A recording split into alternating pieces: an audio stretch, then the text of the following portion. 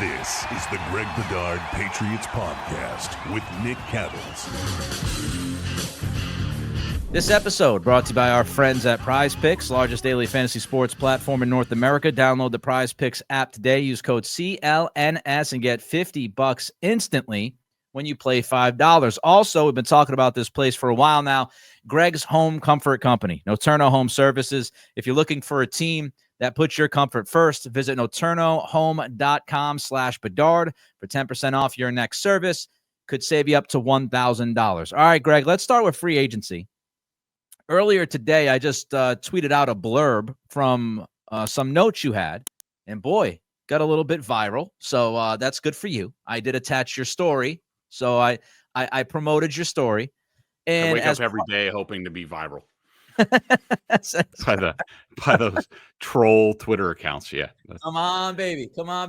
So with that said, part of your story mentioned that the Patriots would be interested in Davante Adams and or Cooper Kupp if either or both got released. Well, right before we started to record this, we find out that Davante Adams has actually been released, which isn't a surprise, but he's been released. What I want to ask you is, we know that the Patriots would be interested. What kind of odds would we be looking at? Is this, slight chance, almost no chance? Where would you put it? Well, I'm not really sure. I mean, I would say this. I mean, that I'm not sure how exactly I wrote it, but I would term it like the Patriots would have some interest in both players if they were released. They're not interested. The Patriots are not interested in giving up. First of all, they don't want to give up draft capital at all. They would rather not, because look, we all know what shape they're in. Like they need to build this for the long term. They're trying to do it short and long term at the same time, sort of like the Commanders did last year. But that being said, I mean, in the right circumstance, say like a T. Higgins, a Brandon Aiyuk, somebody young and ascending that they're going to get multiple years out of, that's when they would consider the draft compensation. As far as Adams, I mean, look, now he's in a situation where he can do whatever he wants to do. I think that the Patriots have some interest in him, but where does he fall in the pecking order for them? I'm not really sure. I mean, I know it's, as far as guys that they know to be available, it's definitely T. Higgins number 1. It's definitely Chris Godwin number 2. And then it gets sort of murky after that. Yeah. But you also have to keep in mind that what does Davante Adams want? Now, I will say, I think we've talked about this before. This stuff about McDaniels and Davante Adams, it's completely overblown. They had a very good relationship in Vegas. You could say whatever you want about his reaction about X, Y, and Z. First of all, Josh was the head coach at the time. Second of all, a lot of Davante Adams' frustrations there had to do with the quarterback position. Yes, including Derek Carr. I think that Davante was pretty ticked off, along with a bunch of other people, when McDaniels started Brian Hoyer instead of Aiden O'Connell in a game I think was at Chicago. That was sort of basically the beginning of the end for Josh there. But as far as his fit, understanding of the offense, it's awesome. I do think that they have a good relationship, and you got to remember Mike Vrabel is now the head coach and Josh is just the offensive coordinator. So, if you just focus in on Davante and Josh in an offense, it works.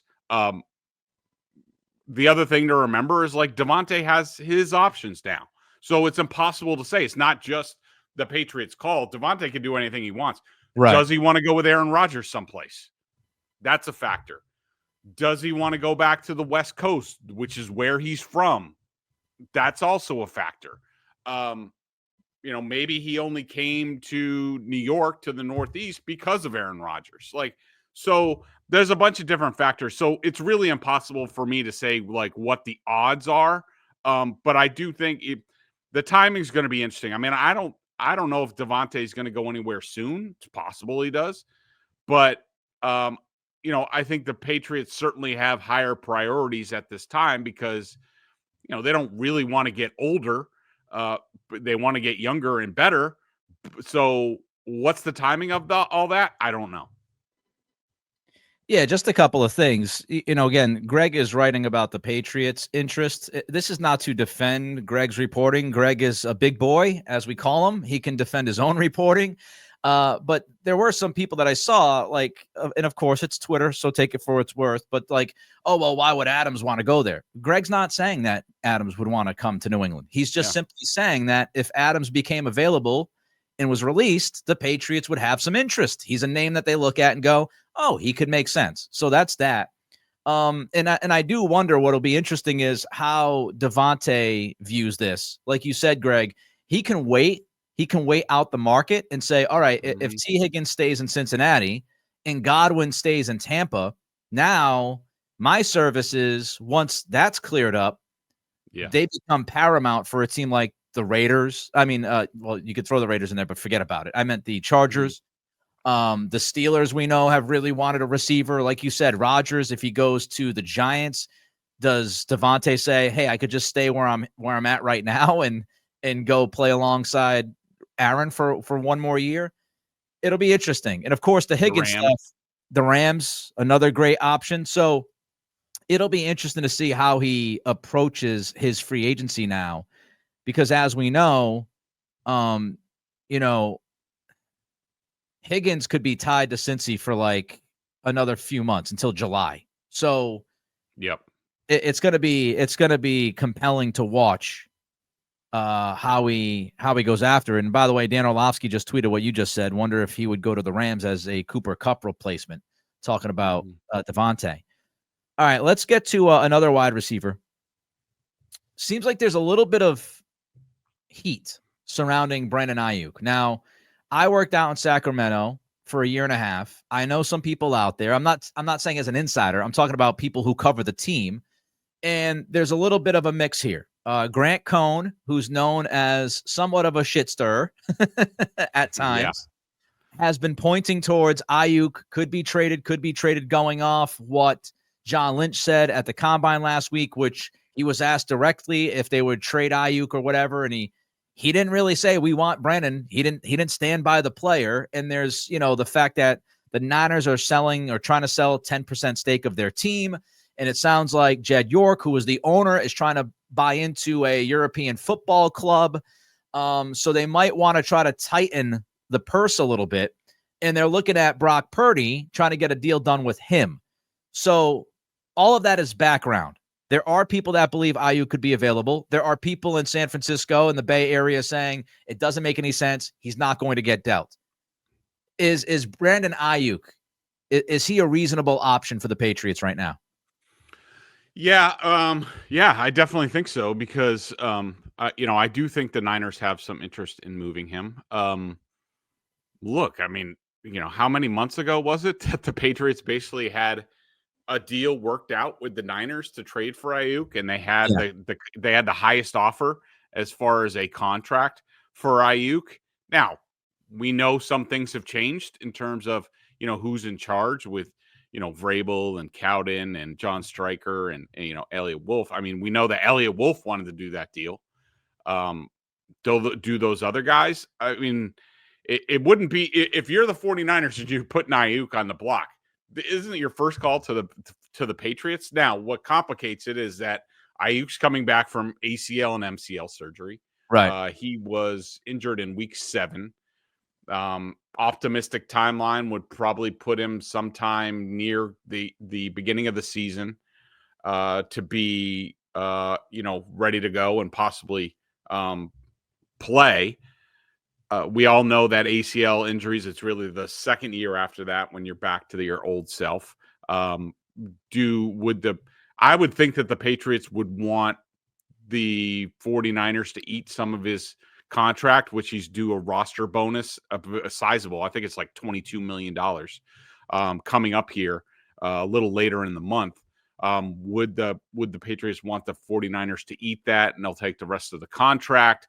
Would it be because of the injury? Would it be a conditional pick? That sort of thing. So I do think that the Patriots would have some interest in Aiyuk, but there's a lot of things that complicate it. All right, so a few things.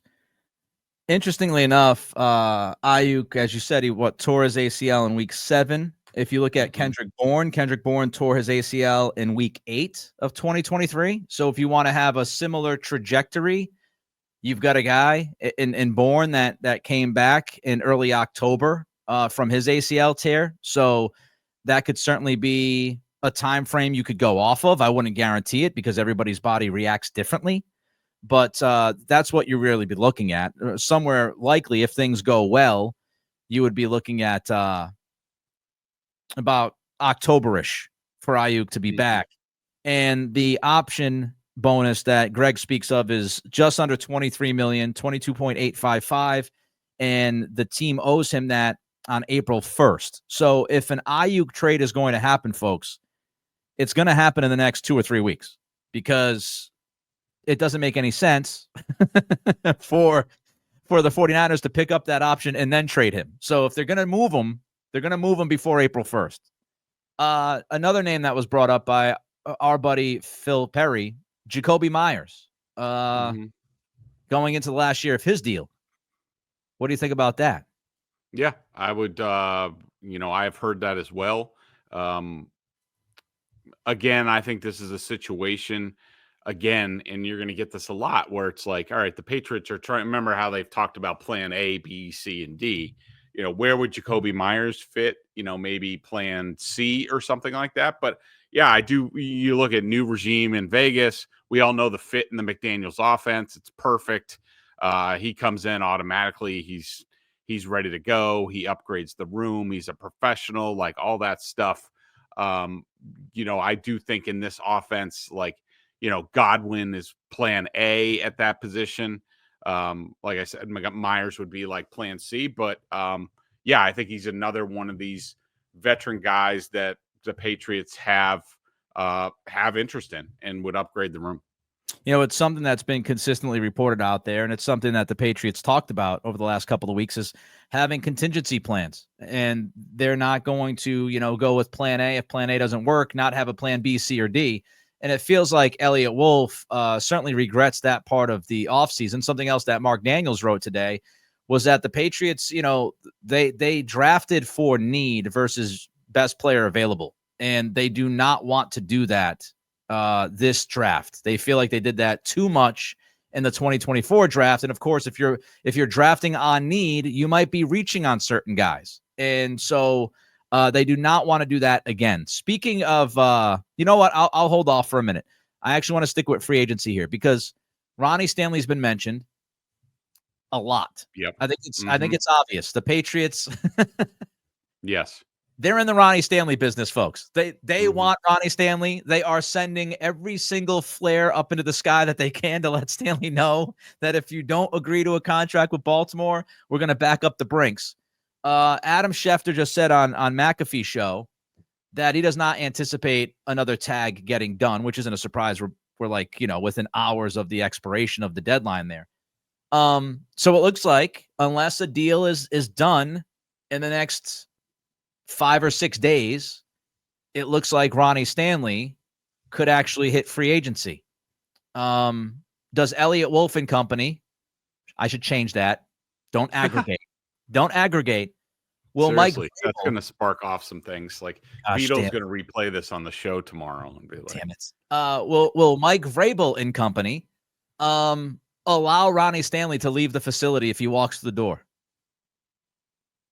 Well, he's never going to get here because he's going to be a March 10th first day type of thing.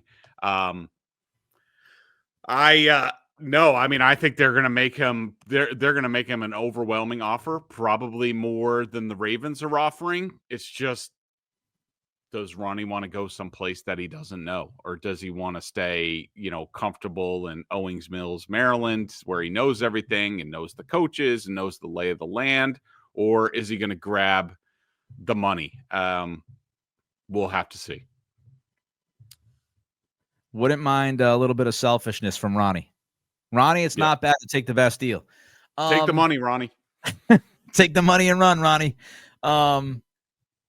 If not Ronnie Stanley, other names that have been reported out. I think it was Andrew Callahan and Doug Kyde saying that, look, if the Patriots don't land Stanley, they look at Cam Robinson, they look at Dan Moore, and they feel like they'll end up landing on somebody. Another name's been brought up in Jedrick Wills.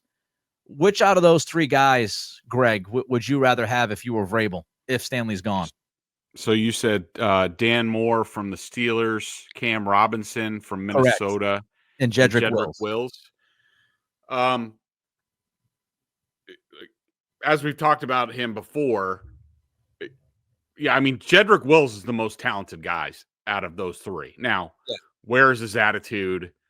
If you pay him, is he going to work? This is all stuff you're hoping that Vrabel knows from being in the room with him in Cleveland. All things being equal, Wills is the most talented guy. I mean, he was drafted 10th overall for a reason, but at least in Cleveland, and look, a lot of things were going on in Cleveland. Not the ideal fit in the room, I think is what you would say. Man, I don't really like any of those guys. I'm not a big Dan Moore fan. He's all right. Cam Robinson, all right. Man, that's a tough one. I mean, I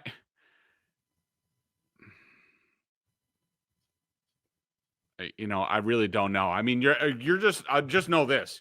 You're getting a guy that you're replacing at some point down the line, because I don't think they're going to get a whole lot better than what they are now. I guess Dan Moore, I guess. I mean, he's all right. Would he be an upgrade over Bedard Lowe and those guys? Yeah. So yeah, I mean, I guess that would be my choice. Ronnie, take the money. Take the money, Ronnie. All right, we got more free agency thoughts here coming up in a minute. But first, Greg wants to tell you about Prize Picks. Prize Picks is the best place to get real money sports action. With over 10 million members and billions of dollars in awarded winnings, Prize Picks have made daily fantasy sports accessible to all. You just pick more or less on at least two players for a shot to win up to 1,000 times your cash. Run your game all season long on Prize Picks. Prize Picks invented the flex play, which means you can still cash out if your lineup isn't perfect. You could double your money even if one of your picks doesn't hit. Think Jason Tatum will get more than 5 3-pointers at some point this week. Jaylen Brown for more than 35 points. Cook up your hot takes with your friends and win real money this basketball season when you and your crew run your game on Prize Picks. Which players are going off, which ones aren't. Make your picks in less than 60 seconds and turn your sports opinions into real money all season long on Prize Picks. Download the app today and use code CLNS to get $50 instantly after you play your first $5 lineup. Again, that's code CLNS to get $50 instantly after you play your first $5 lineup. Prize Picks, run your game. All right, we keep it moving here with free agency. Guard seems like something that's on the list for the Patriots, and obviously we're talking left guard. Even though there was a little blip today in Mark Daniels' piece at Mass Live that the Patriots could play Mike Onwenu at right tackle. What? Yeah, can I just say this? Okay, I just want to. This is I want to make sure I get the wording correctly, so I got to look it up. Give me 1 second. Here's what Daniels wrote about Mike Onwenu today. Last offseason, the Patriots re-signed Onwenu with the plan of playing him at right tackle. Instead, he moved to right guard. Internally, one source believes right guard is still Onwenu's best position.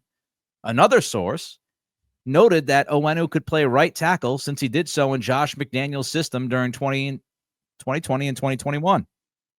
Odds are that the Patriots keep Mike Onwenu at right guard. Let me just say this. Can we pick a lane with Mike Onwenu for shit's sake? I mean, it's like fundamentally there are broken brains at the facility handling Mike Onwenu. Put him somewhere and leave him there. Greg and I have been saying this since 2020. Put him in a spot and leave him in the spot. I would be so happy if I could just go through an offseason and not read about Mike Onwenu possibly sliding to right tackle. So can I get through one offseason without somebody writing that we don't know where Onwenu is going to play? Can we just pick the position and let the young man work at that position? It's driving me nuts. With that said, offensive guard seems to be on the list. Interestingly enough, Greg, your buddy Mike Giardi at BSJ, he reported the last couple of days that one of the names the Patriots would be in on is Tevin Jenkins. Now, what's interesting about this is Jenkins was in Chicago. Chicago just traded for Jonah Jackson from LA. You would imagine Jonah Jackson is replacing Jenkins. So maybe Jenkins is a Patriot within the next week. But I want to ask you not only about Jenkins, if you know anything about him, but I also just want to ask you about guard being on the list. Like, how high of a priority do you have it, Greg, if you're looking at needs? Decently. I mean, because I just want to upgrade the line, and I'll figure things out, later. Like what you're doing with Cole Strange, Layden Robinson. He probably needs to sit for a year. I think City So is pretty much gone at some point down the line. Took a huge step back last year.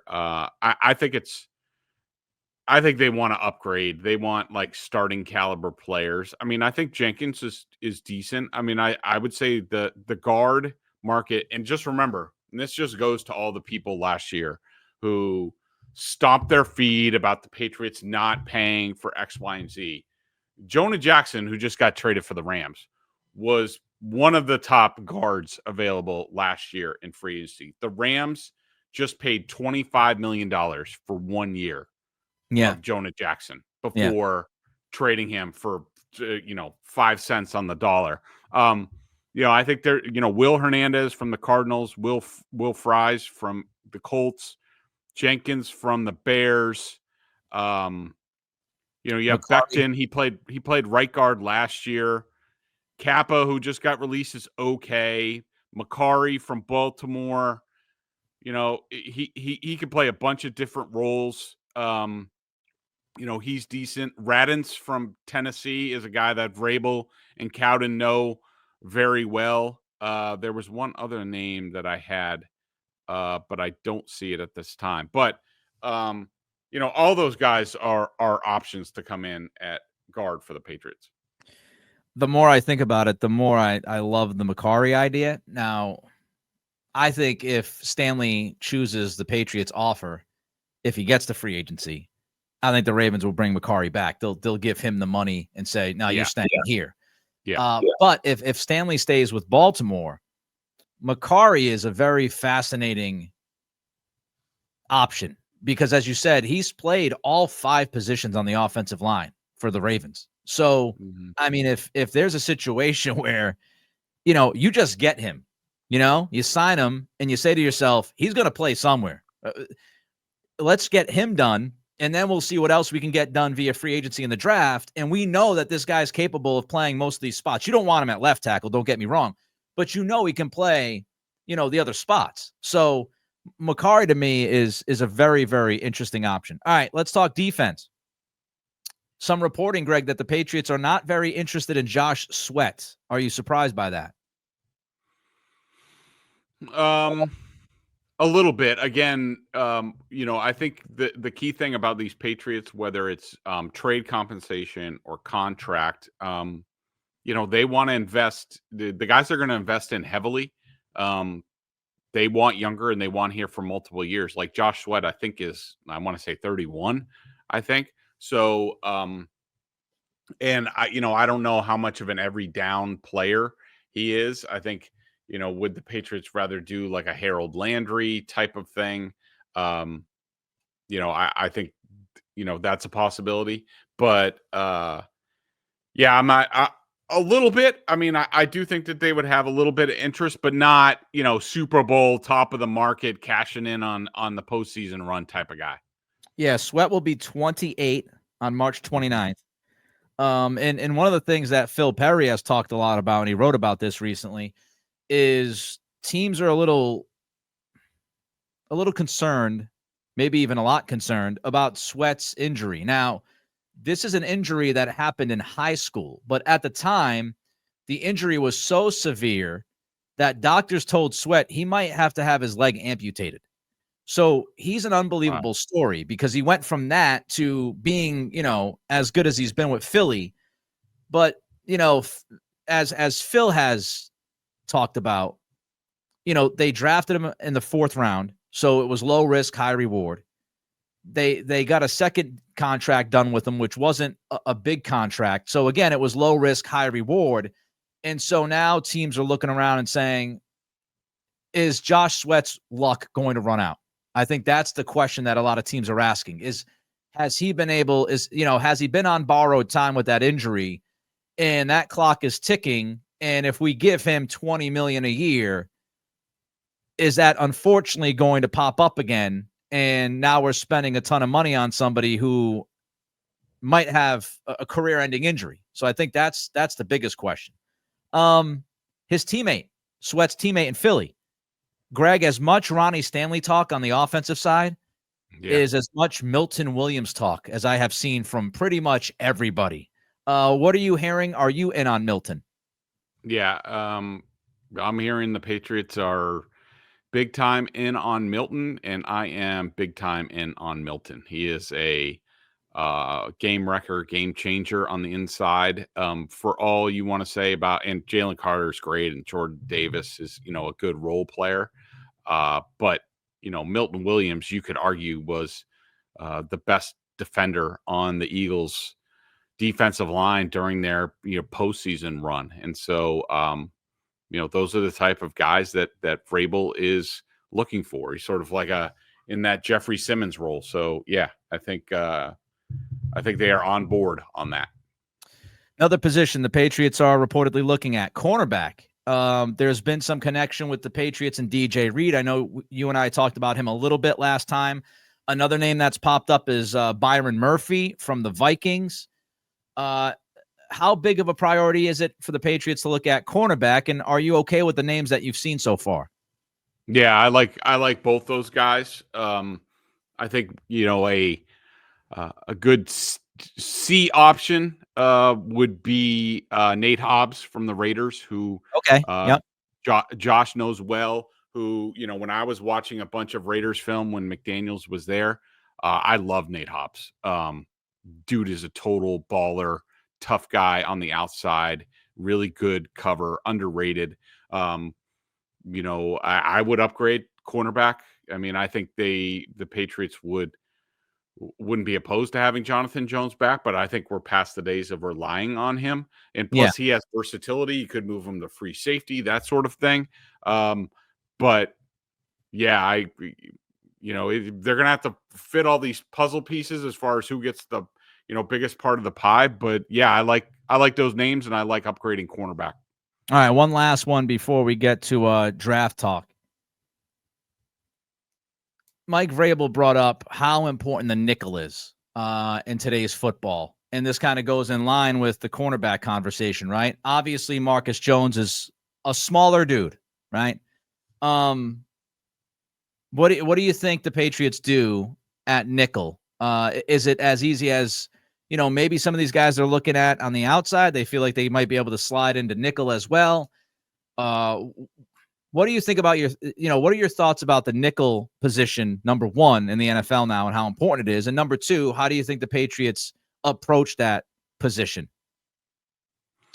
I do think the nickelback is huge in the NFL. I mean, basically nobody plays base anymore, and it's all nickel and dime. So, you need somebody like that. I do think a Nate Hobbs, Mike Hilton, those guys are some of the top nickels that are available in free agency. I do think like a Carlton Davis has some out of Detroit, has some of that, Tavarius Ward. So yeah, I mean, I do think, I think we're looking at a situation where, again, the Patriots want to fill out the depth chart, so that they can leave themselves open. I mean, could they end up getting a nickel in the draft at some point? Yeah, but they're not gonna bank on that. And so I do think it's a priority for them. All right, gonna get to the draft, but first, Greg's gonna get to know Turno.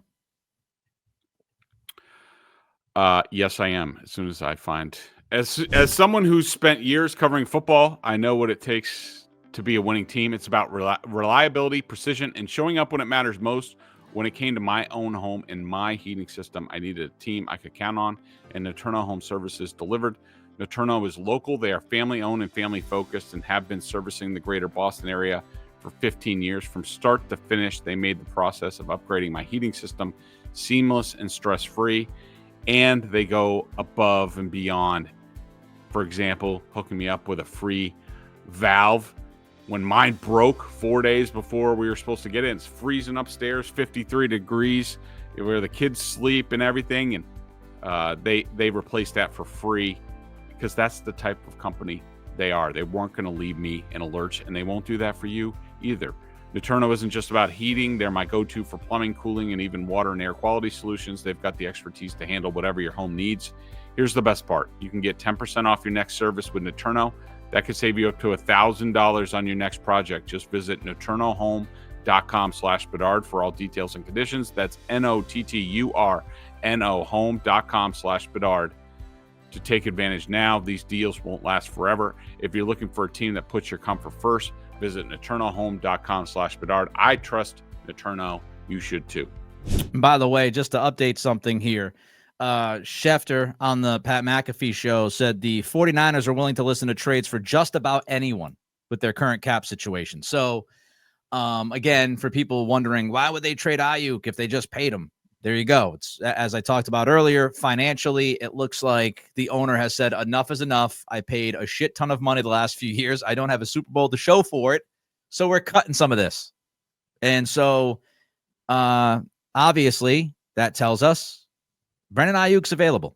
And it's just whether or not the Patriots want to work a deal out. Because we know the Patriots were interested last year, as Greg said. And you could imagine that if, the Patriots are comfortable with the draft asset that they'd be asking for, and maybe taking some of the money, as Greg mentioned, then they'll make that deal.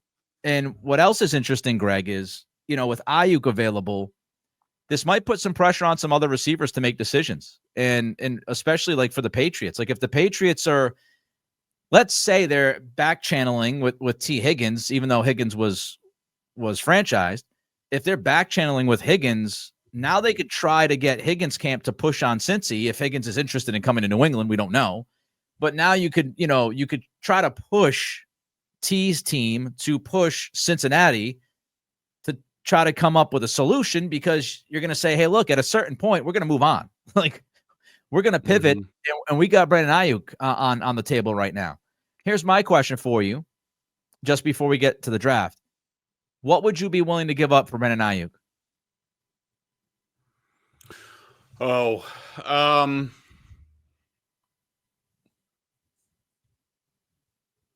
I mean, depending on how much the money, if any, the 49ers eat. I mean, if they eat that first year of the deal, like that roster bonus that's due, could be a third. I would also, revive sort of a player thing. Kendrick Bourne. Are there any other players like Devon Godchow could be a fit for them? Because who is it? I think Javon Hargrave, they might be out on with their team. Yep. That I could see that being sort of a swap. So if the 49ers are eating money because of that first year, the ACL recovery and all that stuff, could be a third or fourth and a player, fourth and a couple players. But yeah, I mean, I would rather not give up a top 100 pick, but I would think about it. I would think about it to give up a top 100 pick. You got 2/3, of course, because the Judon trade. So my question would be, is San Francisco willing to deal a pick back? We see that all the time, right? Okay, I'll give you a third if you give us Aiyuk in a fifth or Aiyuk in a fourth. I'll give you the third. And, of course, money would also, as you mentioned, Greg, be a part of this. If you're willing to eat a chunk of it, now you're really talking, because the Aiyuk deal kicks in this year. So what you're looking at is 3 years and about $76 million, right? So if you get San Francisco to eat a chunk of that money, and you have Aiyuk under contract for the next 3 years, and you're going to pay him, $50 million over 3 years, I mean, that's just over, $16 million a year for a guy who could be a number one. Of course, the big question is the injury, but that's why you're getting him at the cost that you're getting him at. If he wasn't injured, then you're having to give up at least a second round pick. So, I think it's a very interesting option for the Patriots, especially given what they did last offseason and how they really, really wanted Aiyuk. I can't imagine they woke up today and said, you know what, we're out of the Aiyuk business. I think it depends on the parameters. Meanwhile, don't forget to check out BSJ, $50 for the year, Bedard and Giardi tag teaming Patriots coverage. You also want to download the Prize Picks app today. Use code CLNS, get $50 instantly when you play $5. All right, let's get to the draft. The biggest thing, we got to talk arm length again. Gosh damn it. So again, I know people are going to sit there and go, you're defending Greg. I have no skin in the game to defend Greg's reporting. But Greg said on last week's podcast that Will Campbell's arm measurement measured in at 32 7/8 inches. Now, I do want to say, and of course, I don't remember who wrote it, but within the last couple of days, somebody at ESPN wrote a story. And guess what? They said they heard from multiple sources the same exact thing that Greg heard. So they did? Yes. So I forget who it was, but I read it and I said, okay, Bedard's not the only one that got that information. There's also something weird that's in the ether. That if you look at the arm measurements of all the offensive linemen at the combine and you measure them up to, bowl games or whatever and Senior Bowl, that pretty much every offensive lineman somehow lost, I think it was like a half an inch off their arm length. So and some guys, their height too, they were losing. So all of a sudden, from bowl season and Senior Bowl to the combine, every offensive lineman shrunk. Which is, we have to have a fascinating scientific journey with that. First, how the hell does that happen? Let me just ask you that. Well, let's start there. How is that possible that every offensive lineman lost a half an inch of arm length? Yeah, and the thing is, at their pro day, they might gain it back. Like we're gonna have to see. I mean, basically, it's an inexact science. I mean, I don't know if they use like a tape measure and it's like from the spine and just to clarify, and I think we said this. So, like, I reached out to an AFC scout, and do you guys have an arm measurement? So this was the National Football Scouting, NFS. That's the same group that runs the combine. Went to LSU's went to spring football April 2nd, 2024. He had a date, and they measured him 32 7/8, and then he was 32 5/8 at the combine. I mean, it's just inactive. He's going to get measured they'll pick out a NFL scout to do it for LSU's pro day as well. And so who knows, but not good for Will Campbell, the measurement. And the bigger thing is his wingspan. So you can even see this when you look at him, like, and I don't have broad shoulders, so I'm in the Will Campbell sort of camp. Like, I have smaller shoulders. Like he has really small shoulders. Yes. And, so his wingspan is like well below a lot of these guys. I mean, I hate to laugh, but now every time I talk about this, I think of Greg doing the T-Rex arms last podcast. Yep. Mm-hmm. But yes, it's true. Trevor Sikma of Pro Football Focus tweeted this. Will Campbell's 32 5/8 inch arms rank in just the 7th percentile for tackles. His 77 3/8 inch wingspan would be the shortest wingspan of any tackle since at least 2011. So yes, when we say the man's wingspan is a problem, we're telling you the man's wingspan is a problem. Given the measurements, Greg, are you now out on Will Campbell at 4? I am out on Will Campbell at 4. I am not taking, and I do think he's going to be, let me just say this. I think he's going to be a really good football player. He probably deserves to go at least in the top 20, if not top 15. I think he's going to be an excellent guard in this league for a very long time. But I am not taking a guard at 4 unless I know they're going to be a Hall of Famer, unless I know he's the second coming of John Hanna, and Will Campbell just isn't that. So I am out on Will Campbell at number 4. I agree with you. I said this on my podcast yesterday, which, by the way, has been rebranded Everything Pats. And somebody busted my ball saying, "Oh, drink every time Nick brings up his own podcasts with Greg." Okay. So maybe that would be like, maybe 3 shots a show. Maybe. That's my first one today. It'll be my last. But I did mention, the way I put it is, if you draft Will Campbell at 4, you've got to believe he's a unicorn. You have to believe that he is like so special at either guard, or he's special enough to play tackle with that wingspan and play it well enough to justify drafting him 4th. You have to believe he's a unicorn. And look, if the Patriots front office and offensive line coaching staff, and if they believe he's a unicorn and they take a swing, they better be right. Because if he ends up being a very good guard and you got him at the 4th pick, that's not good. So I am leaning away from drafting Will Campbell at 4.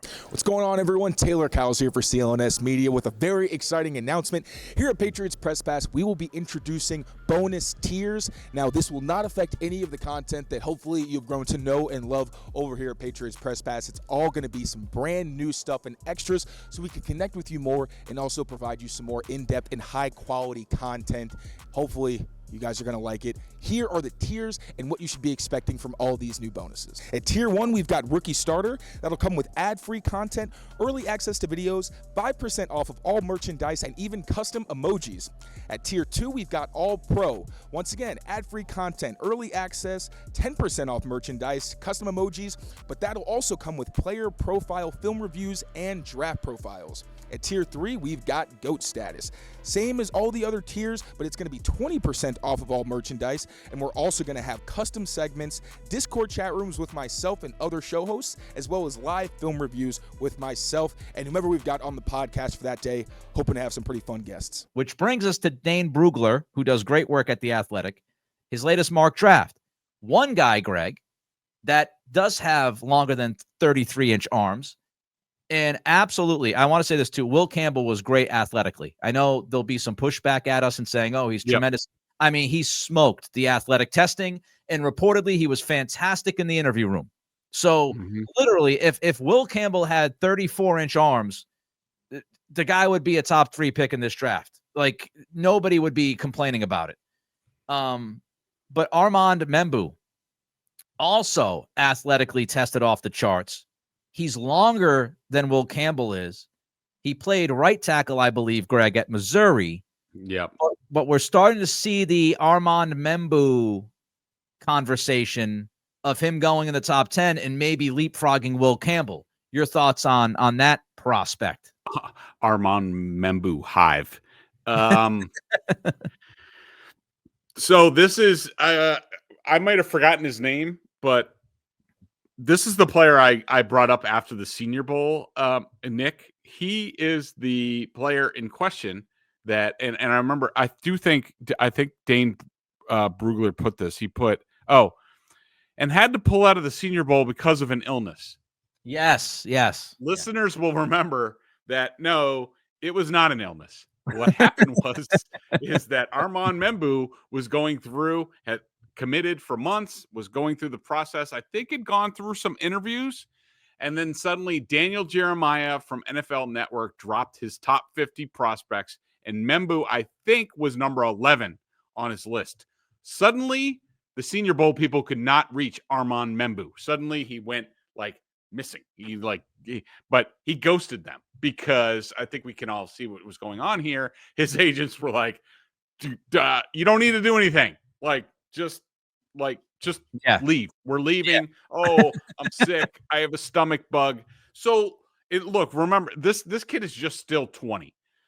So there's a lot to work through in terms of his professionalism, maturity, and stuff like that.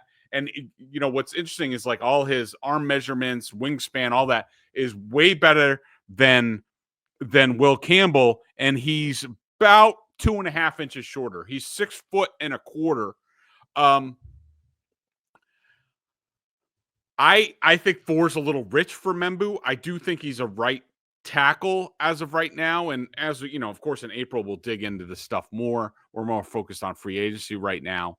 I don't totally rule him out at 4. I think that's a little rich, but when you're talking about right tackle, guard, he's a really good prospect, and he's going to be up there. I think he's going to go ahead of Will Campbell. I also think Kelvin Banks from Texas had some great workout drills, tested through the roof, and again and he measured in taller. A lot of people thought he was going to be 6'3". Turns out he was 6'5" at the combine. So a guy he did not lose height or wingspan at the combine, so it's a miracle. But I do think some guys are going to pass Will Campbell a little bit, and I think those are the two guys to do it. I'm 5'8". I needed them Kelvin Banks supplements, baby. Seriously. Get me to 5'10", 5'11". I'll take it. All right, so we got two more things I want to talk about quickly. It just came out that Saquon Barkley has agreed to a contract extension. 2 years, $41.2 million. I bring that up not because we're an Eagles podcast, but because there are 3 names. 2 of them we've already mentioned. Milton Williams, Josh Sweat, free agents, right? Every time a team signs a big contract extension, and you got to wonder how much money is being allotted to this guy, to other guys, how much does it take away? And I know our buddy Tommy Curran on EEI said that and this is paraphrasing, but he finds it more reasonable that the Patriots would trade for A.J. Brown than DK Metcalf. Yeah. Any chance? Like, A.J. Brown's kind of been on the peripheral because, of course, they just won a Super Bowl and stuff. Is A.J. Brown even worth talking about, Greg, right now in this offseason? Sure. I mean, I don't think the Eagles are eager to deal him, but yeah, I think until we know they're staying, then guys like Metcalf and A.J. Brown are certainly worthy of the conversation. All right, last one. Your guy, Ric Serritella at BSJ, does your draft work. He had some write-ups on players that kind of stood out to you. So run through some of the guys that caught your eye. So, I just wanted to talk. I used his write-ups as a jumping off point, but guys that we should talk about. Mason Graham, another guy who measured in really light. I mean, he was like 295 pounds, like in short arms. Milton Williams is 291. So that now, I believe so. I believe Milton Williams is listed as 291. I'll look. Let me see. Milton Williams size, weight. He's listed at 6'3", 291 when I do the old Google search. He's listed at 6'3", 290 on his Pro Football Reference. ESPN lists him at 6'3", 290. So I don't know how much to put in the weight. Like, how much do you put on weight when you talk about, because we know that Vrabel's different. He likes, the interior defensive lineman who might be a little bit lighter, not the quote unquote 2-gapping guy. So how much does that kind of play a role? A little bit, but it depends on like what all the other, measurables are. And let's point out that Mason Graham, the only thing he did was the bench press. And I don't know off the top of my head how many he did, and we're talking about the 4th overall pick in the draft. Milton Williams went in the 3rd round, near the top of the 3rd round in, I think, 2021 out of Louisiana Tech. And he tested off the charts. And remember, Mason Graham, I also think is like 6'2" and change. Milton Williams, he was coming out of Louisiana Tech. He was 6'3", 284. Hands were big enough. He had short arms too. 31 and a half. I think Mason Graham is like 32. But like knocked it out of the park on his testing. 34 on the bench press. Vertical jump of 38 and a half, broad jump of 10 feet, 20-yard shuttle, 4.3, 3-cone of 6.96. Like, that's insane. Like, so I'll be interested. Crazy athlete is pretty much the answer, right? So it's 291, but with kind of crazy traits. Exactly. Like that's what, and now we need to see when Mason Graham goes through his testing at his pro day, like, can he match that? And remember, we're also talking about the 4th overall pick in the draft. I don't know. I would have a tough time drafting I mean, unless you're Aaron Donald, like 4th overall for Mason Graham. I don't know. Yeah. Mason Graham was 6'3". And I would guess, would you say 6'3" and 4/8", I guess, which is the 59th percentile for defensive tackles. He weighed in at 296, which is in the 26th percentile. And his arm length was 32 inches, which is in the 12th percentile. So all 3 of those, not great for Graham.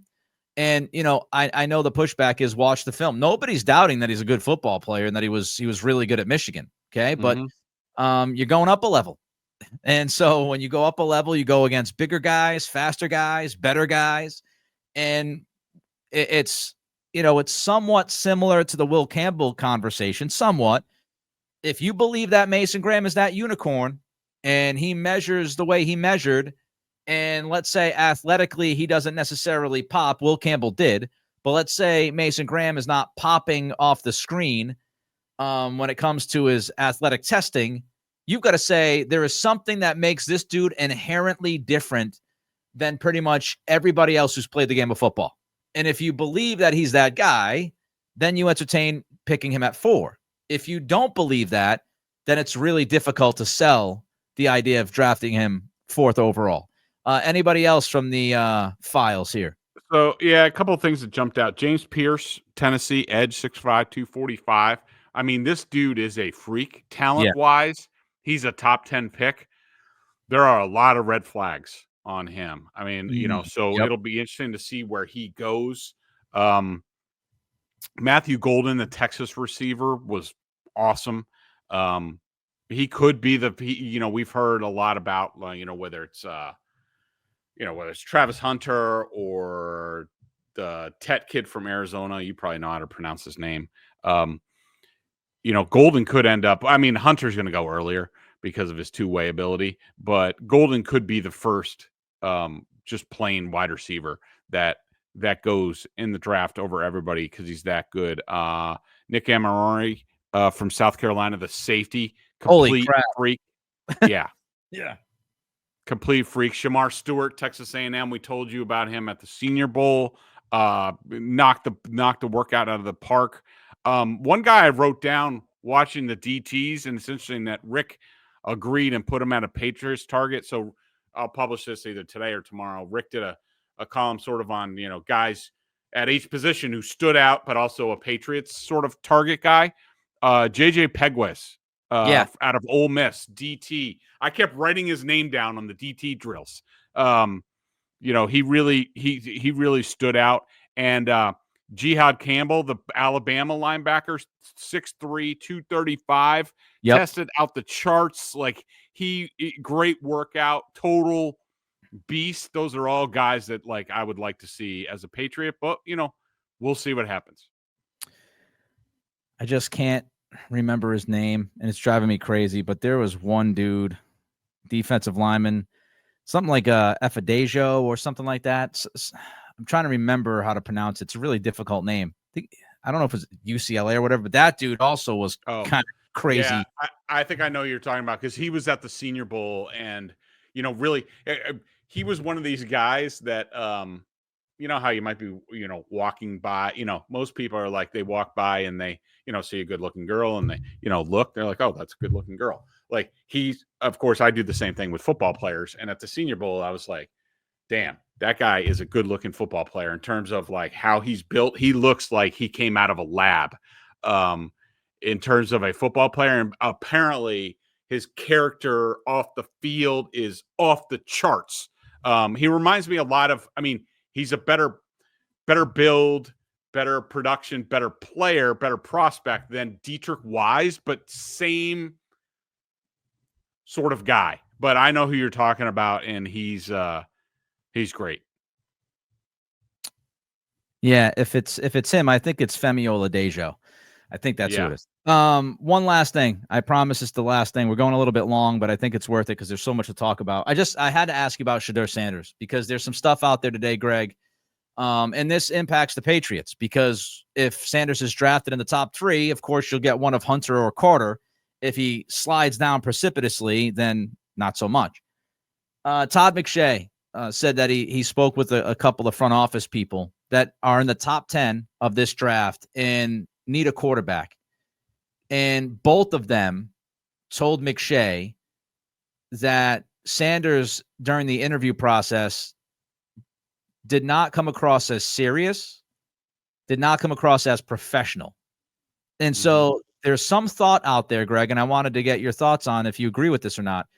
Is Sanders purposely tanking some of these interviews because we know his dad has come out and said he's not going to play somewhere where I don't want him to play or whatever? I'm paraphrasing. Yeah. Is it possible that Shedeur is tanking his own value here? And if so, what do you think about that? I think so. And by the way, I want to say from what I've heard from talking to people, Cam Ward is definitely going in the top 3 if he's not the first pick in the draft, from what I hear. As far as, because we're talking about Patriots and who might fall to them. Right. Shedeur, I don't know. I mean, I know there are some people out there who said that I think Field Yates said that he thinks that 2 quarterbacks will go in the top 3. I don't know about that. It's maybe. I mean, look, it only takes one team to get one QB desperate team like the Raiders or the Giants or, what have you to do that. I do think that Shedeur is probably in cues from his dad. There's certain teams in the top 10 that he doesn't want to play for. So he just goes in there with, sort of a bad attitude about it. But I also wanted to say this because I see this, and this is predictable. And I get a lot of this stuff, because I dare to give people the truth and, what people are saying, when I write about these are the red flags on the guys that the Patriots drafted, which pretty much all came true and every year come true, but nobody wants to hear it. And they want to say stuff like, I'm purposely crapping on, these players for X, Y, Z, and it's predictable that they're doing, saying this stuff. And I saw this stuff about Shedeur, all these people that are saying this stuff that are in these rooms for NFL teams, they've been in the league for a lot of years. They know what they're doing. And what if it's just true that Shedeur is coming off as unprofessional? What? That would shock someone? I mean, so I don't know. Of course there's this, and then there's the pushback. It just drives me crazy. Not as much as the Robin Glazer stuff, but pretty close. I saw that was being talked about yesterday. I don't get it. So Brett Coleman tweets about the Saquon contract and says, reminder that Jeffrey Lurie has hundreds upon hundreds of millions of liquid capital right now to make the majority of Saquon's deal guaranteed, and how he can manipulate the cap however he wants with void year shenanigans. This literally will not hurt them at all. So Brett Coleman is saying that he doesn't believe that the Saquon Barkley contract will impact any other business that Philly does. We'll see. We'll see if that's true or not. All right, we got to get out of here. We had a lot to cover. Hopefully you enjoyed this. We'll be back later in the week, which I'm sure will bring even more rumors. Until then, be well.